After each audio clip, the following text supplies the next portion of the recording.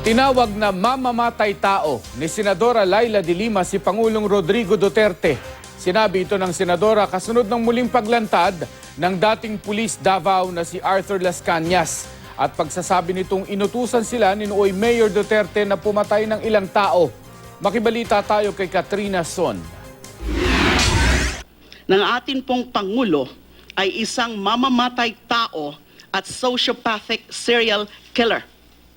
Ito na rin po ang dahilan kung bakit natin nararanasan ang lahat ng kahibangan sa gobyerno sa ilalim ng rehimeng ito na pinangungunahan ng numero 1 kriminal sa buong Pilipinas, kung hindi man sa buong mundo. Walang iba kung hindi si Pangulong Rodrigo Roa Duterte.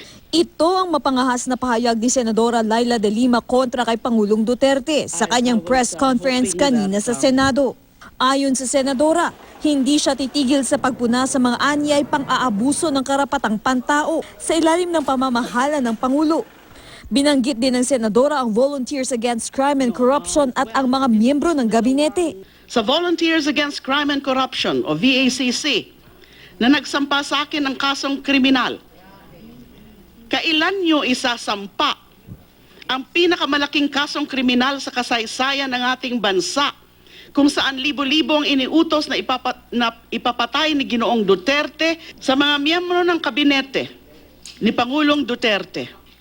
Maaari niyong isalba ang bansang ito mula sa isang kriminal na Pangulo. Naniniwala ang Senadora na maaari ng panagutin si Pangulong Duterte kasunod ng pagbaliktad ni dating SPO3 Arthur Las Cañas at pagsasabing totoo ang Davao Death Squad.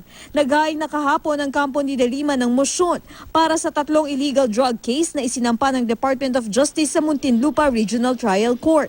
Kinukwestiyon nila ang jurisdiction ng RTC na dinggin ang mga kaso laban sa kanya. Kailangan munang desisyonan ng korte ang mga mosyon ni de Lima bago makapaglabas ng warrant.